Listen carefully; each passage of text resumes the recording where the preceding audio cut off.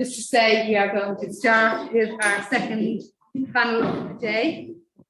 I'm going to introduce the first speaker. The first speaker is Caroline Virgo from the Plura Initiative. Caroline joined the Plura Initiative in November 2016. Following the provision of significant funding, she became its director in 2019 and has managed the transition from a short-term to a long-term project. On completion of a postgraduate research degree in law and development, Caroline worked in international development, evaluating US aid village development projects in the Republic of the Philippine Islands. On her return to the UK, she qualified as a barrister. Having always been committed to community action, she set up the Bristol Debt Advice Centre in 1988-89 with members of her church, Now Talking Money, and then Hope's Place in the early 2000s as a Christian response to teenage pregnancy. She worked for the Catholic Diocese of Portsmouth for several years, managing several pieces of work for the diocese. It was while setting up Caritas Diocese of Portsmouth, Caroline recognised both the part that churches can play in caring for victims of modern slavery, but also the barriers that prevent this happening. So I'll hand over to Caroline now, who will now speak about the work of the Plura Initiative. Thank you, Caroline.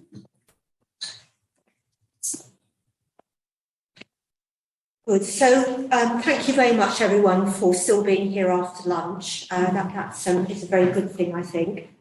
So I wanted to talk to you today about the Plura Initiative and about the work that we are beginning to do, working with people outside the NRM. Who are identified through our community projects. So I'd just like to begin with a couple of statistics and make you think that we're a valid and useful organisation. So we have the Church of England, which Plura is the modern slavery arm of it.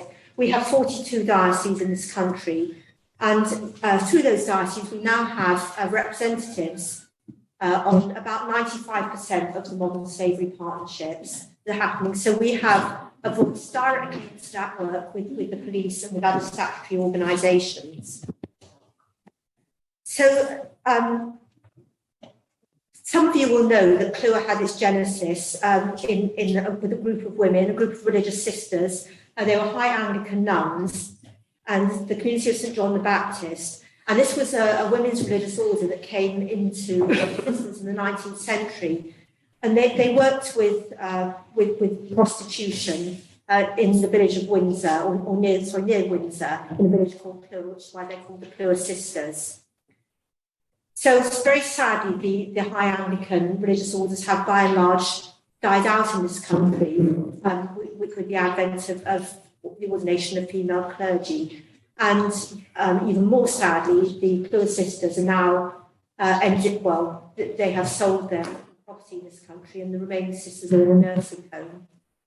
But we were very privileged as the Plura Initiative to be given the bulk of the proceeds of sale from the sale of their land, with the understanding that we would use this to work within the Archbishop's Council of the Church of England to projects within the Church of England which would tackle modern day slavery.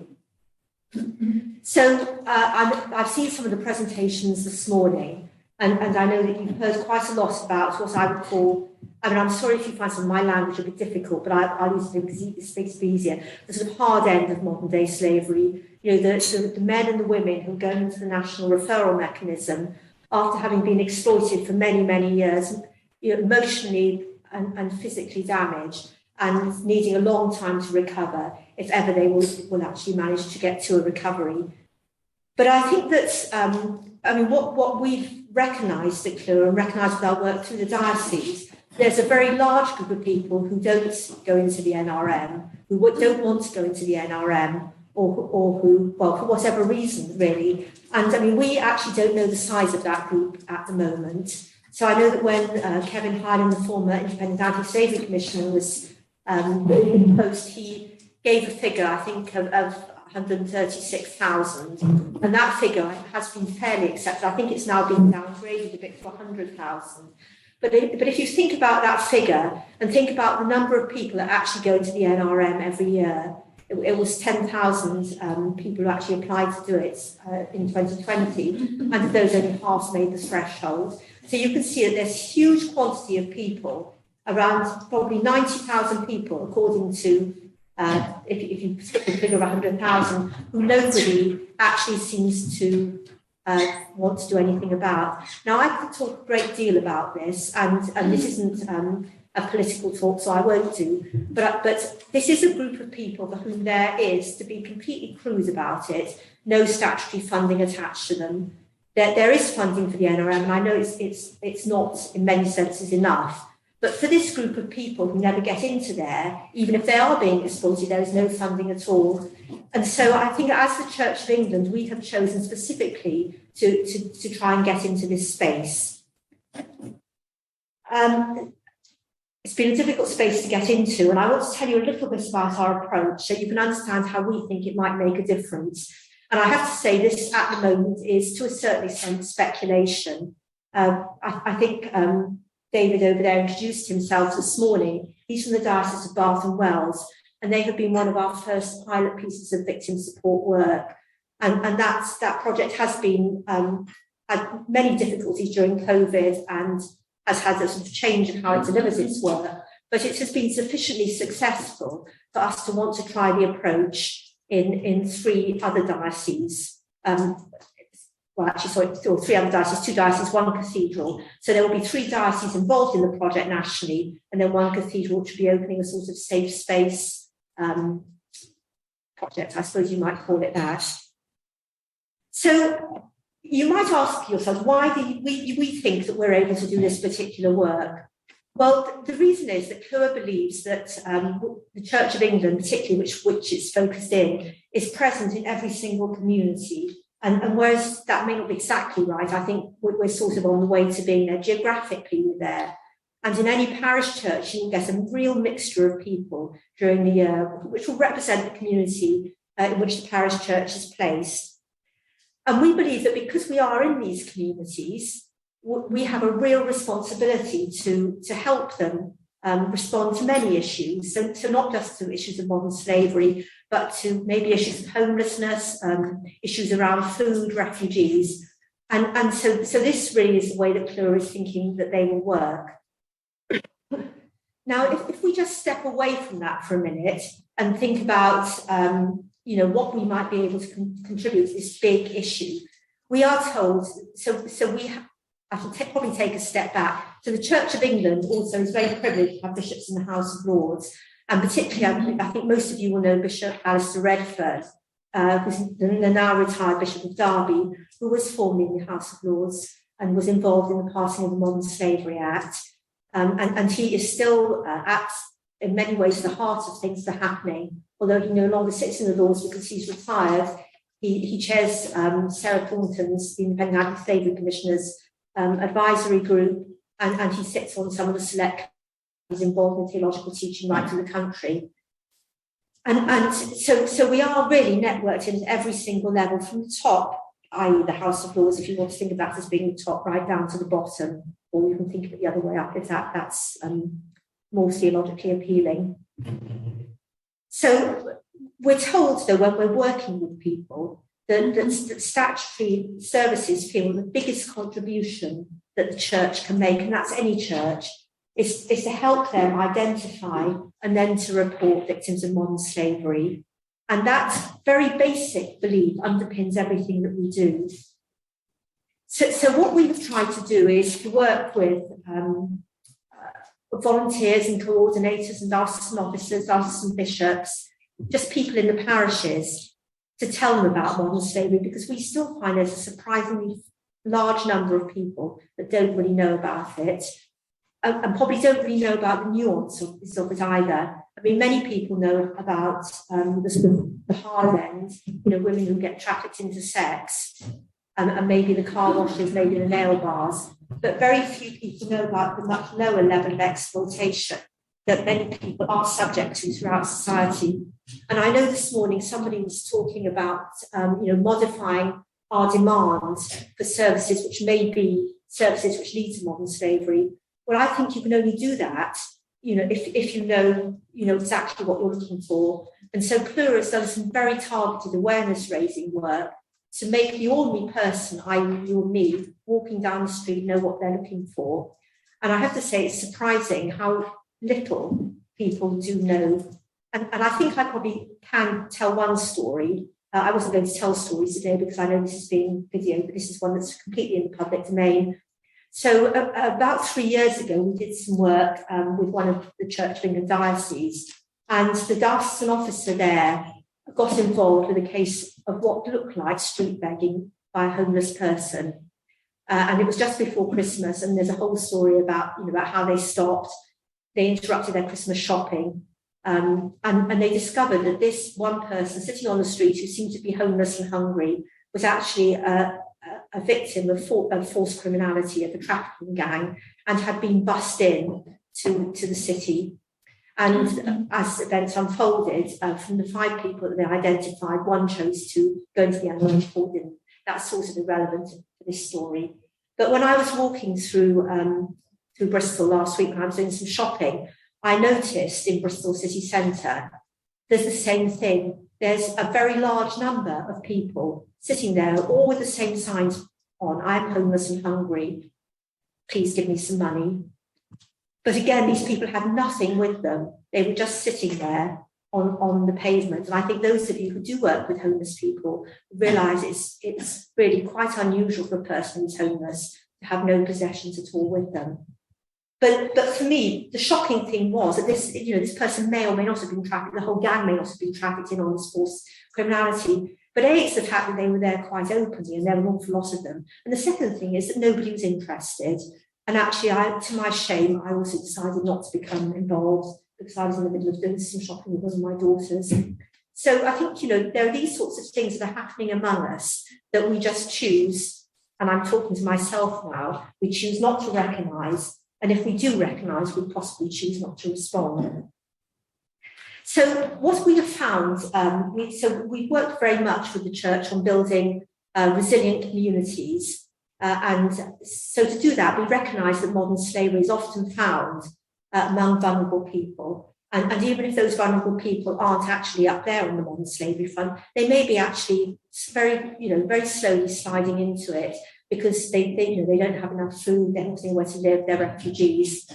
And as we have begun to do some training with some of the Church of England volunteers in food banks and homeless centres, what we've realised is, from the reports that have come to us from the diocese, that people are seeing suspected cases of modern slavery and trafficking. They are seeing these people coming into their food bank. They're having enough conversation with them to think, actually, something's not quite right. But they completely, I think it wouldn't be too strong a term, perhaps completely is a bit too strong a term, but they certainly lack the tools to be able to intervene and to help them. And this has led to a whole piece of work around food banks, which I'll talk about in a minute. So we are generally a very small national team. There's just 4 of us at the moment, although we are getting some more people in to help, hopefully. We've got an advert out at the moment. But we work through these 42 dioceses. So we've got, in every diocese, we have a diocesan officer. So people like David who are real experts in the field of social responsibility and can help with the issues that surround these people.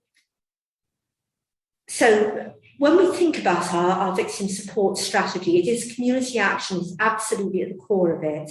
And we have a programme which we use in dioceses, which we call Hidden Voices. And this is based on the belief that if we have good and strong relationships in the community, where individuals are looking out for their neighbours' welfare, then we will be able to identify and eventually to eliminate slavery and possibly other things as well. And so we aim to facilitate these groups, and then as the group develops, we become far and far more specialised. So the particular programme we use follows a model we call the Plura Journey, and this is really an established community sort of action journey, I suppose. We have local groups and networks with somebody, usually a very key activist in charge of them. We use that to help the community see and understand the issues that might pertain to modern slavery. And then we build awareness raising across the whole community, particularly looking at places where we might find people. So, groups like food banks, homelessness, but also some businesses. And so, for example, and this is very much in the public domain, in Bridgewater, where we've been working, that they've had, actually, I probably shouldn't give examples, but there have been various instances where they have businesses that might have employed people in modern slavery, and to raise awareness into those businesses helps prevent it happening. And then finally, a key part of our programme is that while we're doing that, we do involve the police, we do involve other statutory services, the local authorities. All these people have a responsibility to help keep people safe.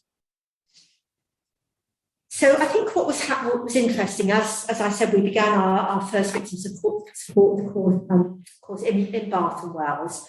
And as we've done that, we've had a number of instances that come through of people who could potentially be victims of modern slavery. And what's been really interesting is they've come into the church community, and it's been reported and been reported upwards. And actually, I don't think it would be unfair to say that we have had very little idea, at least initially we had very little idea about what to do with these reports. The Modern Slavery Helpline exists, and it's a really good service. We use it for our work welfare app. We use it for our car wash app. But actually, if you have somebody standing in front of you who's got a problem, it's not a very good service because, and I think they are actually working on adjusting it at the moment. At the time we were talking about 2 years ago, they would only talk to the victim, they wouldn't talk to the worker. If the person in front of you didn't want to talk, they would just go, and you would never see them again. So you would have missed an opportunity to intervene.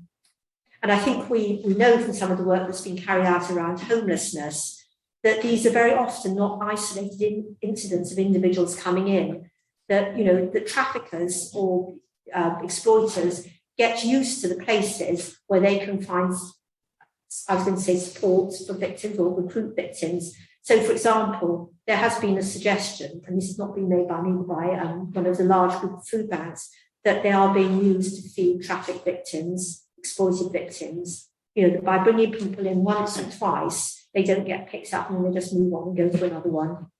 And certainly with the homelessness work we did about 3 years ago, we found that there were, seemed to be reports of traffickers standing outside homeless drop-ins, the food vans they have in the evening. And the thing is, unless you have these conversations at community level, there is very little that can be done. So, as I said, we are working with this group of people who possibly wouldn't reach the threshold for the NRM and who possibly wouldn't want to engage with the NRM. Now, I think, the immediate response of many of the charities that we've talked to who specialise in modern slavery is that the Church, I'm going to say the Church of England specifically because that's what I'm working for, the Church of England is not competent to deal with victims of modern slavery. I don't think that's true. I think we can't deal with the victims of modern slavery that are traumatised. We can point them to services, if they're in the NRM, they're catered for. But actually, there's this whole group of people that are already using our services.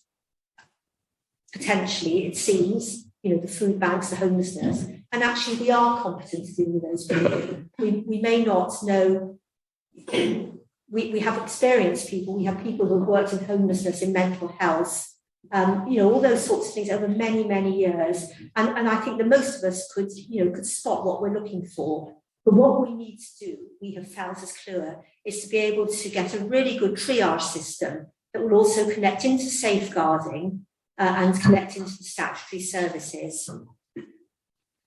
So I just want to talk a little bit about safeguarding. I know following the independent inquiry section of groups, it's not always a good subject that people want to discuss. But what we are seeing in the Church of England, as we've come out of that inquiry, is that there is an increased interest in adult vulnerability, and there is a willingness on the part of the Church to put more money into good structural safeguarding. And so it's been interesting that while we've been having conversations with people about setting up this artisan work around victim support, we have found that probably the only group of people that has increased in size as employees during the last 18 months when money has been very short and people have been losing their job, are the church safeguarding officers. And so, as clergy are culled and social responsibility officers are culled, we're in a massive reorganisation within the Archbishop's Council at the moment. People are losing their jobs. Actually, we're investing hugely in safeguarding and the safeguarding staff. And I think one of the things that we feel is that these staff, if they can be encouraged and informed about modern slavery properly, they could be a real route in to help us with these victims. And so we are just about, with the advent of our victim support program, to begin a real training programme, which we hopefully will do with national safeguarding, which should be beginning within the next 2 or 3 months. And I think one of the things that we've realised as we've begun scoping this, and this may be, this was a slightly shocking thing for me and maybe a slightly shocking thing for you as well, is that if, for example, you get a food bank, any sort of food bank on church premises, there is a requirement within the Church of England that proper safeguarding procedures are in place. And we know that there's food banks that come, by and large, on paper, have these proper arrangements in place. But actually, what we've realised, and this is being addressed by all the parties concerned, is that the safeguarding is farmed out. So the food bank's safeguarding is farmed out to another organisation that's not the Church of England. So you've got the Church of England, you've got the food bank, you've got another service over there. And it seems that none of those different organisations speak to each other. We all assume somebody else is doing something about it. That's the current state of play at the moment. And I think I can mention this. We've got Dominic over there from Hestia. We've talked to them about that problem. They're actually going to do some training with us, with the food banks, with our safeguarding, to help us have a much more rounded response that helps us to capture, when we actually see these problems, so that we can look on them and act on them. And I think just to finish up, I want to talk a bit about the roles of police in this. So I think everybody realises the police are massively over-required, underfunded, understaffed. It's very difficult for them at the moment. And when we had the car wash app, we had a lot of discussions with the police. So Plua had a Safe Car Wash Act, which came out in 2017, and we had numerous conversations with the police and with people in parishes about why, when a car wash is reported to the police, nobody apparently did anything about it. Now we know from the more granular work that we've been doing that actually sometimes they don't do anything about it. Sometimes in a day when they have 100 calls, the car wash might be down at number 98, 99, 100, and actually they would deal with the top things which seem more urgent first. They've said that to us. We know that they might need to do a bigger inquiry, but we also know that they don't want to feed back to the general public about what they're doing. So this is sort of rather obtuse system where people think they've reported, not sure if something's been done, may or may not have been, and the car wash, for example, is still there. So we've also been trying to engage the police to try and see if we can, get a much more rounded approach. And we've got some really great relationships that are developing. So I think it's worth just saying that you can't rely on other people doing something about this problem in the community. I think I really have to stress that. So finally, and I'm sorry, this feels a bit like a whistle-stop tour of an absolutely massive project. As the final sort of focus for this piece of work, we do realise that there's a very large amount of what you might call anecdote or urban legends around it. So, most dioceses have a story about trafficking being seen somewhere in some place, and most of them have told us about it, but it's not pinned down by any real facts. So as part of this victim support project, we're hoping to make a full record of the facts, or as much as we can, to try and get some detailed case histories if the people who come into our services allow us to do that. So if somebody thinks they're being exploited or appears to be being exploited, we will be able to document what we have done to help them, hopefully to get back on level with their life and not to be exploited in a worse way.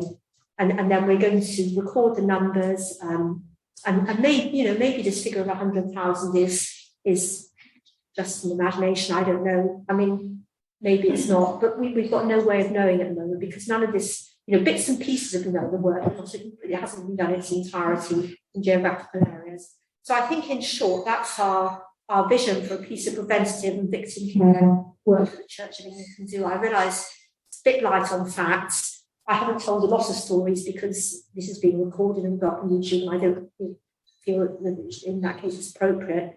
But I hope if you're interested, you'll keep in touch with us, and maybe we're actively looking for really good partners. If you think you could be a really good partner, then please do get in touch with us. Thank you. Thank you, Caroline. I'm looking forward to Q&A already. So our next speaker is Sister Patricia Mulhall.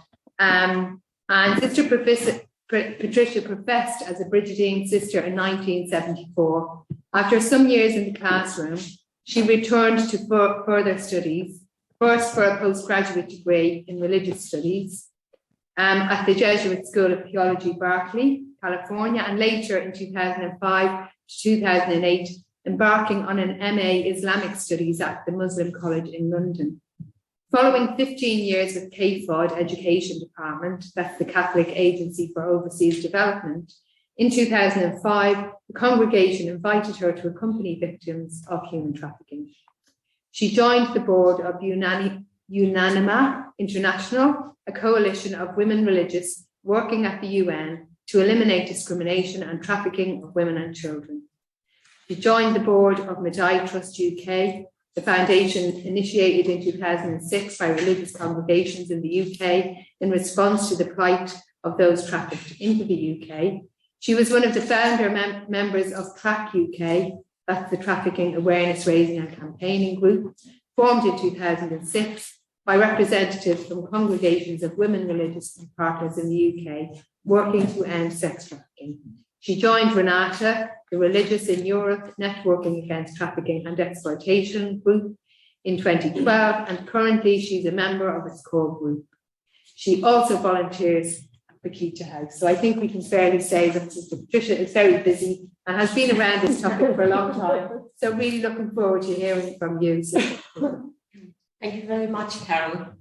And thanks for inviting Renate to be part of this conference and to speak here.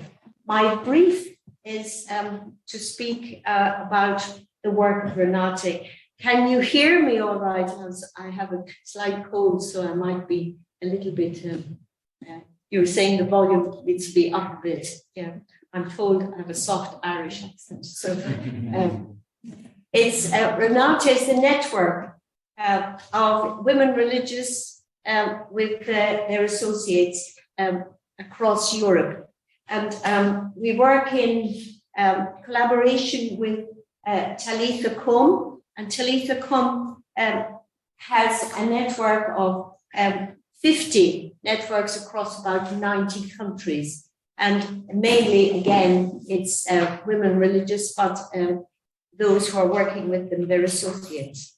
Now, Margaret Archer, she spoke about Pope Francis, and when he made it actually one of the keystones of his papacy, that he was working with those who are working with victims of human trafficking, working on human trafficking.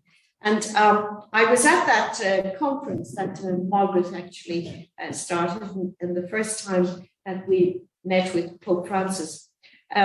He has given us a lot of support. I think it's ultra important for us to include exploitation. It was mentioned this morning, not just human trafficking, but exploitation, because in fact there's a lot of it about. Modern slavery is not a term that's used in Europe. It's used rather in this country. But Pope Francis' vision is to end human trafficking by 2030, and that's our vision also. So onwards and upwards. I think it's important that we view his words, because he said, although we have several agreements, there are still millions of people who are enslaved, and we know that. And it's rooted in the notion that people can be bought and sold, commercialized business, and also, of course, people used as commodities. Criminal networks are skilled at using modern methods of communication, and we have to be the same. We have to up our means of communication so that we form partnerships. And part of the conference here today is about partnerships, and I think we need to do much more of that. I just want to give you a brief overview of Renate, working across Europe. And we have trustees. This is just giving you, the setup of it. With trustees, we have the core group, working board, task groups, country groups, staff, 3 or 4 staff, members, 300 plus members, and then we have partners, various partners. So just that gives you the setup of it. The core group meets once a month, and I'm a part of that. Our main areas of service are actually direct action and prevention, which is 71%, as you can see, capacity building, advocacy and lobbying, and then research and development. And we're delighted that St. Mary's is part of the research and development. Carol and Anta have been with us on the law. And talking to David there, the spin-off from that actually is, David said they're launching something in their area, so which is good. Well, we had many challenges during lockdown, of course, but there's no lockdown on hope. So during the lockdown, we had webinars, symposiums, Zoom meetings, platforms, crisis management, discernment, reorientation, advocacy, awareness raising. We had training, and then we had research. And talking about the law reports there that Carol and Anta were very involved with. In terms of training, again, it was mentioned, I think, was it that Margaret said about Ban Ki-moon when he was at that conference. Pope Francis and the group were advocating that human trafficking would go into the SDGs, and indeed it did, number 7.8. So we will endeavour to reach the furthest behind the first. And we tap into the SDGs, and we have done some training on that. Advocacy online, we have representation at the EU Civil Society platform, at the UN in Geneva, and also a representative at the Council of Europe. So we're trying to effect change, systemic change, especially in relation to the laws, because I believe, as I said earlier, that we have to change the law in order to change behavior. Which comes first? Is it behavior or is it law? Or I think of my own country, Ireland, where we eventually had the law to stop smoking in public places. Now we're not known for a race of people who are very good at keeping the laws just, we're flexible. We tend to interpret the laws, we're kind of easy and easygoing. There was a story apparently that Mexicans came to Ireland and they asked, have you a word for mañana? And the Irish people said, well, I think that's too fast for us. So in relation to advocacy and campaigning, I think it's very important that we change the law, bring about systemic change. We have been working in shelters and on the streets, and if you just see me from the back, you'll see that there's a picture there. I'm working at Bakita House. The Renate media platforms. We have embarked on training for social media. And in fact, we did 5 days of it online, and we were astonished at what's going on in terms of the social media. I think it was touched on a little bit by Sarah earlier on. She talked about cybercrime, or maybe it was the doctor who talked about cybercrime. It has increased, particularly crimes against children. And for pornographic sites, they have mushroomed, and children are vulnerable, of course, to this. So we ourselves have upped our skills too on the media platforms. The challenges during COVID, I'm sure you'll recognize some of these challenges yourselves as well. The sexual exploitation of children and cybercrime. The number of children now who are on these gadgets. And I was talking to a group of parents the other day who said children at the age of 6 are actually being given mobile phones for their safety.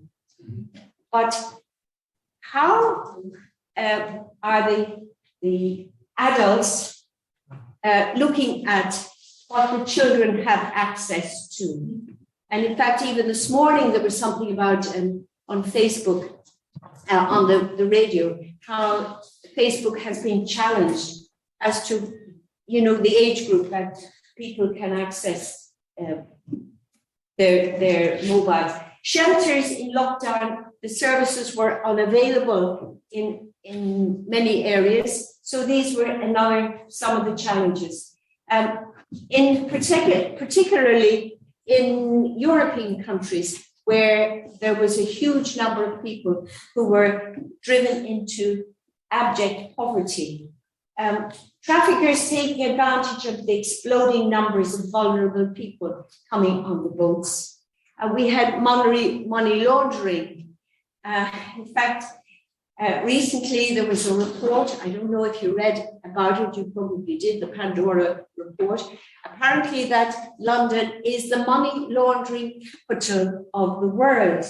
And one could ask the question about traffickers, where are they stashing their money? Where are they putting their money? Are they buying houses in Belgravia? Are they buying up apartments in this country? Is that where they're putting their money? It begs, we have to ask those questions. The increased number of money laundering because of lockdown and online crime. And of course, you have the stress on the members of Renate and the need for renewed solidarity. Well, one of the things we were bold enough and brave enough to do was to actually have a film festival. In the midst of it all, we had meetings, something like once a month, about this film festival. We were to have it in 2020 and then it went to 2021. It actually did happen in London on the 12th of September. We had in the RSA in the morning and we had BAFTA in the afternoon. At that film festival, we showed 9 films. Some of you may have been there. I know Carol was. And in fact, we had many more people online, and that was an achievement. We would have liked many more people to actually come to it, but because of lockdown, I think just coming out of it, people were afraid to do that. So underpinning all of this, of course, is our commitment to the gospel. And we take our cue from Luke 4:18. This is what my mission is all about, says Jesus. This is what our mission is about. And most of us are women religious. And of course, we have opted in to walk that path in a professional way or in a specific way. So the house of prayer is something that we encourage on our website.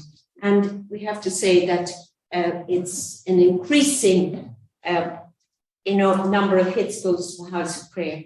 I began with Pope Francis, and I'll end with Pope Francis, because I think we have a world leader, we have somebody who's recognized on the world stage, and to get his backing is absolutely tremendous. He says that I invite everyone to renew hope, for hope, he says, speaks to us of something deeply rooted in every heart, independently of our circumstances and historical conditioning. Well, I can vouch for that hope that is the heart of every victim. I hear time and again, I wanted a better life. And I'm always linked back myself to John 10:10. I have come so that all may have life and have it to the full. In my own experience, in the 50s and early 60s, thousands of my country folk crossed the shores for this country, for America, for Australia, for New Zealand, and for parts of Europe in search of a better life, because we didn't have the circumstances, not of their own choosing, did they cross the borders. And it wasn't trafficking, thanks be to God, but they were driven because of lack of work, lack of employment, lack of opportunities.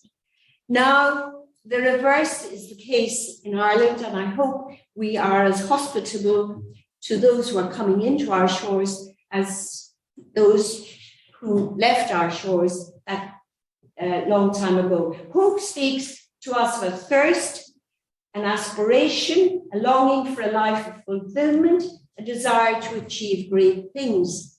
That's what every victim wants as well. It's at the heart of it. And Pope Francis says, this is from Fratelli Tutti, hope is bold. It can look beyond personal convenience, petty securities and compensations which limit our horizon, and it can open us to grand ideas that make life more beautiful and worthwhile. And that too is our hope for those of us who are working in this field and those beyond who know. Our hope is for justice and for equality and for a life, a better life for those who are victims who are on our shores. I think these two people are kindred spirits and they have a lot in common. And if you remember looking at the website when Greta and Pope Francis met for the first time, it was just magical. You could, even though it's the picture on the page, you could actually see it coming off the page. And I leave a word to her. She says, once we start to act, hope is everywhere. What a prophetic and profound statement from a young woman. My own hope is that we get more and more young people engaged in this terrible phenomenon that we have, because I think they're the hope of the future, but they're also idealistic.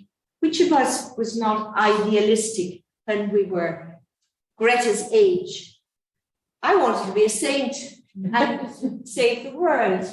I realized that I had to keep on moderating that great ambition as I got a little bit older. But once we start to act, hope is everywhere. Thank you. I'm happy to answer any questions later. Yes, thanks very much, Patricia. Looking forward to that.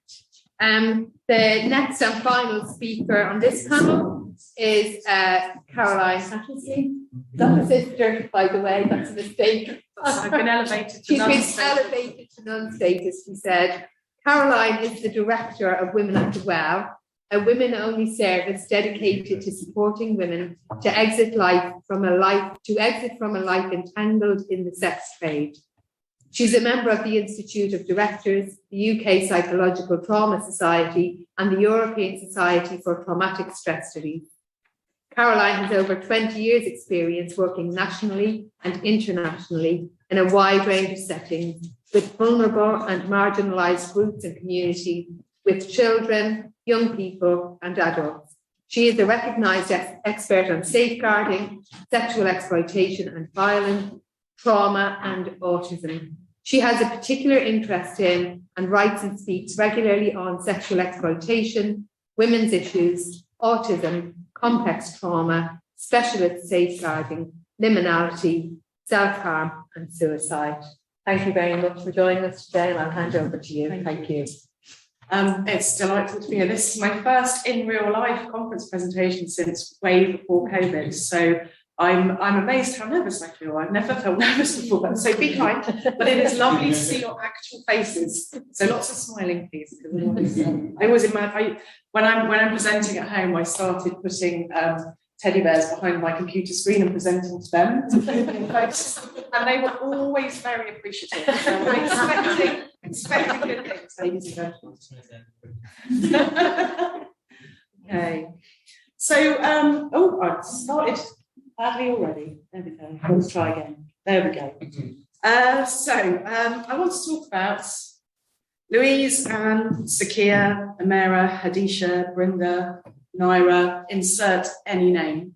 And also men's names. I will just say that I'm talking particularly from a women's perspective because that's what I do, but I recognise trafficking affects everybody. So, but anyway, let's talk about them. So we're very, very good. Well, that's not true. We're good at providing safety for victims of trafficking. We have systems in place. They could be better. They're not perfect. Through the NRM and other programs. We're pretty good at dealing with immediate issues for women who are struggling. We're pretty good at providing respite. It's not long enough though, but as Caroline said, this isn't a political speech, so I won't go into it. We're pretty good at recovery. And we're getting better at helping victims plan for the future. But what we need to do is make sure that there are no more Louises, Annes, Sakias, Amiras, Hadishas, Brindas, Nayas. And I thank Sister Patricia for reminding me about hope, because I don't know about you, but I'm tired. I'm tired of doing the same things. I'm tired of using the same approaches and seeing women continually coming through our services. We have so many frameworks, so many toolkits, and if you spot the deliberate mistake on the Sustainable Development Goals here, then you can have a prize. It's actually number 7, not number 8. However, yeah, we have loads of these things. These are just some examples across Europe, across the world, and they're not working. We've had the Palermo Protocol for 21 years this November,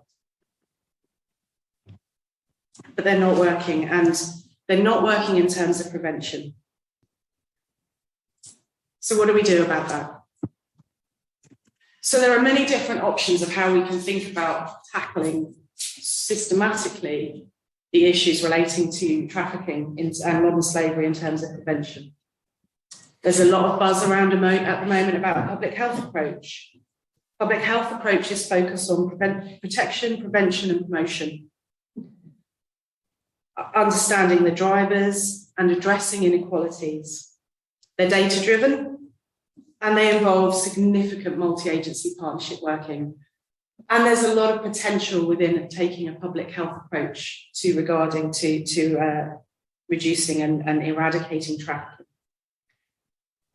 I'm a therapist by training, and we have things like family systems therapy, and we have whole systems approaches to tackling trafficking and modern slavery. So bringing stakeholders together, developing shared understanding and integrating action so that we see a tangible change. This is about understanding the problem, supporting identification, and then testing solutions. So there's potential there. Policy and legislative change is a big across all areas is really, really important for us.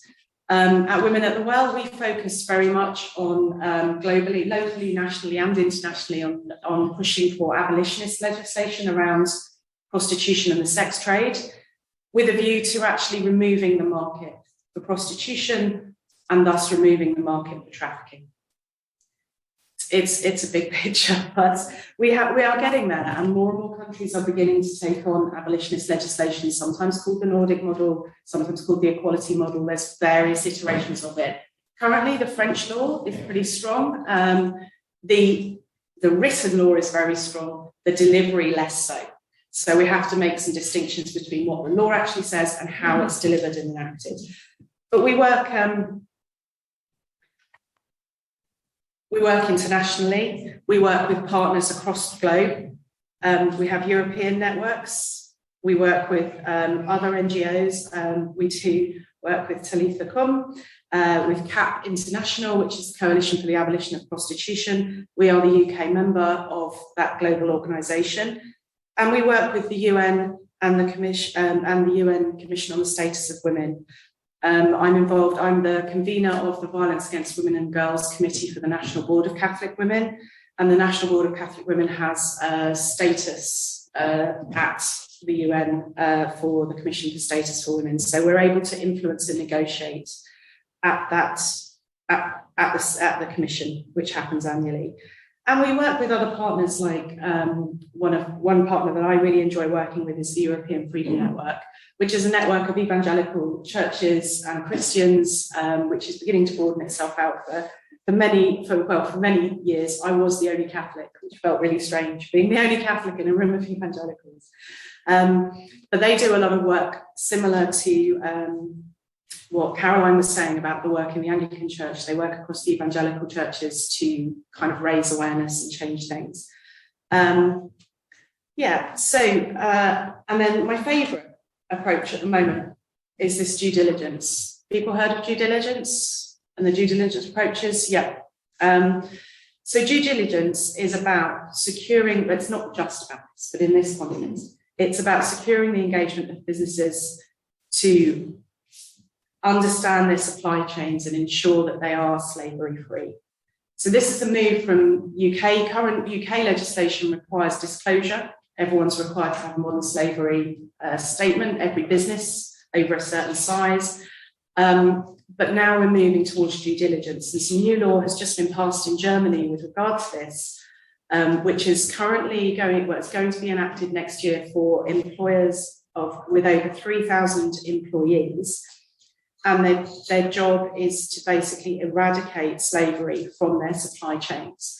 That will then follow a couple of years later to employ or businesses with more than 1,000 employees.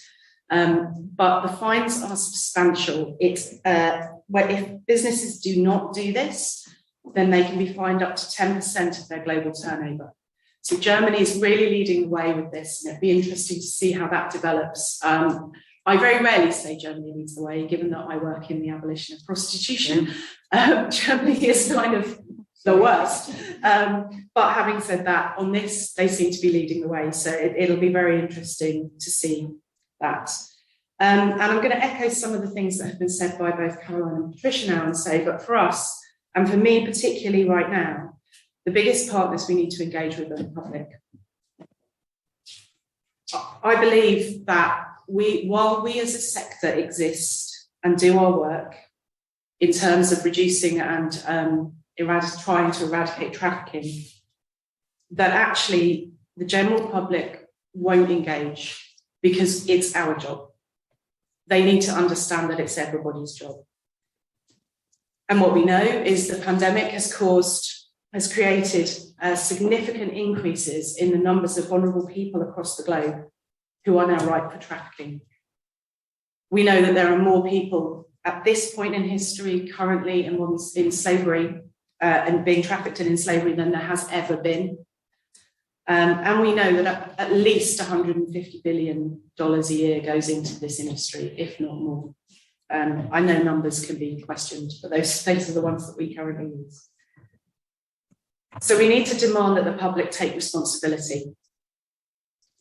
Our phones, our food, our clothes, our cars, every single one of those will have elements that have involved trafficking. The chips in our phones, children typically are known to mine certain elements that are required in the microchips in our phones. And so it's about our choices and the public's choices. We know that men who are involved in purchasing sex are often protected by the defence that I didn't know she was trafficked. But honestly, the risk was always there. So why does society absolve them of this responsibility? If the risk is there, don't do it. I mean, I would say don't do it anyway, but there are new resources coming out. The OSCE recently did a conference on demand issues. This is one of their resources on discouraging demand in the sex trade. They also have one on labour trafficking as well. It's the conference, I think, is still available to view online. It was very, very interesting. OSCE, of course, although it's a European organisation, works across 57 countries, beyond including America and Canada. So it has a lot of reach. It's not a perfect document, by the way. I would have written it differently, but it's good. It's a step in the right direction. So it starts with us. It starts with us. We need to educate ourselves and the public. So who washes the company cars? Who makes the uniforms that our staff wear? And where does our coffee come from? I bet every single person in this room says our coffee is fair trade, our coffee is slavery. But then I would ask you, what about the packaging it comes in? What about the packaging it comes in? Do we know? Can we think about that? So I'm going to show you a very brief film from, if it will let me, from, no, it's not going to let me, hold on. Can you help me? A technical lovely person. It's not, oh, there it is. Perfect, hold on. I'm just going to show you a very, very brief film, 2 minutes, I think. This is one of the European Freedom Network's awareness raising films.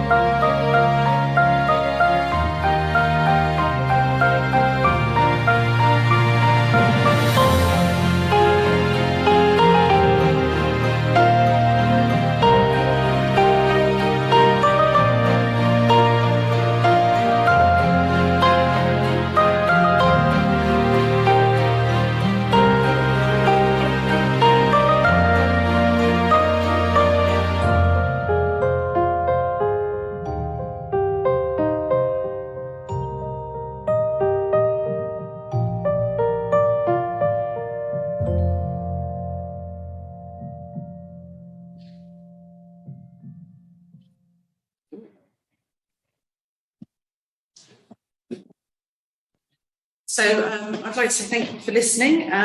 Just to say the images on this final slide are from our artist in residence, a lady called Claudia Clare, who is a ceramics artist, and our work with her is one of the ways that we try and engage with the broader public through arts awareness. And the other thing I'd like to say is I'd like to invite you to think of one thing that you're going to do as a result of today when you go home or over the weekend to make a change.